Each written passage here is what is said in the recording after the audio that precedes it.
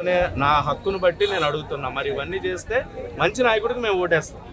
So సినిమాని సినిమాగానే చూస్తా. Vote మటుకు నాకు ఎవరు మంచి నాయకుడు, ఆ టైంకి ఎవరి మేనిఫెస్టో బాగుంటుంది, ఎవరు కరెక్ట్ లీడర్ అనుకుంటారో వాళ్ళకే వేస్తాను. జగన్కి అదే అంటున్నా. ఎలక్షన్స్ ముందు పెయిడ్ ప్రమోషన్స్ అన్నమాట ఇవన్నీ కూడా. పెయిడ్ ప్రమోషన్స్ చేసుకుని పెయిడ్గా అంటే పార్టీ నుంచి ఎంతో కొంత ఫండ్ వచ్చి ఉంటుంది. ఆ ఫండ్ తోటి మూవీకి వెళ్ళిపోయారు, మూవీ చేసేసారు. మా షర్మిల గారు లేరు, నేను చాలా హర్ట్ అయినా. మా పవన్ కళ్యాణ్ గారి పేరు తీలా, మా జనసేన పార్టీ పేరు తీలా. మాకు మనోభావాలు బాగా దెబ్బతిన్నాయి. భయపడ్డారా పవన్ కళ్యాణ్ గారి పేరు చెప్పడానికి, జనసేన పార్టీ పేరు చెప్పడానికి భయపడ్డారా? అది ఎలా చెప్తారు? తలాతోకా లేని పార్టీ నువ్వు ఎలా చెప్తావు? నువ్వు అది కూడా పొత్తు పెట్టుకున్న పార్టీ నాయకుడితో చెప్పించావు. నిజంగా నువ్వు వెళ్ళి వాళ్ళ పార్టీ ఆఫీస్లో కూర్చొని చూసావా వాళ్ళు మాట్లాడుకోవడం? నీకు ఇవన్నీ ఒక ఫిక్షనల్గా ఒక డైరెక్టర్గా నువ్వు అనుకుని రాసినవే. నువ్వు నిజంగా వెళ్ళి చూడలా, నిజంగా వెళ్ళి ఏం జరిగిందో తెలియలా నీకు. మరి నువ్వు ఎలా చెప్తావు తలాతోకా లేని పార్టీ అని అన్నాడని? సో ఇలాంటివన్నీ కూడా ఫాల్స్ అప్లికేషన్స్ మాత్రమే. ప్రజల మీద ఎలాంటి ప్రభావం అంటే కొంతమంది ఉన్నారు, ఈ కాలం యంగర్ జనరేషన్ కుర్రనా కొడుకులు కొంతమంది ఉన్నారు.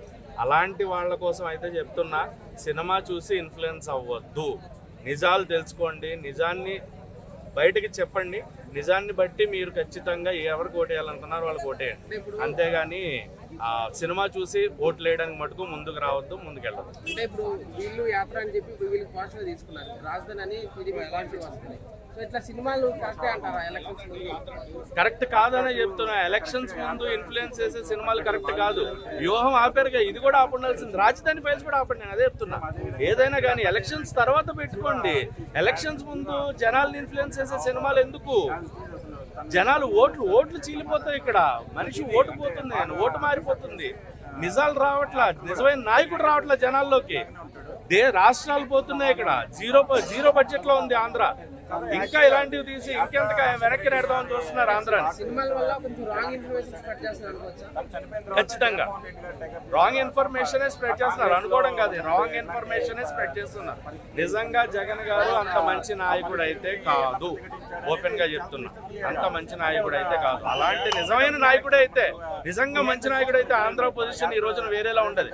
అప్పడాల ఫ్యాక్టరీలు లేదంటే పచ్చిమిరప ఫ్యాక్టరీలు పెట్టుకునే వాళ్ళు కాదు. ఆంధ్రలో ఒక మంచి పవర్ఫుల్ కంపెనీస్ వచ్చేవి. ఆంధ్ర డెవలప్ అయ్యేది ఈ రోజున.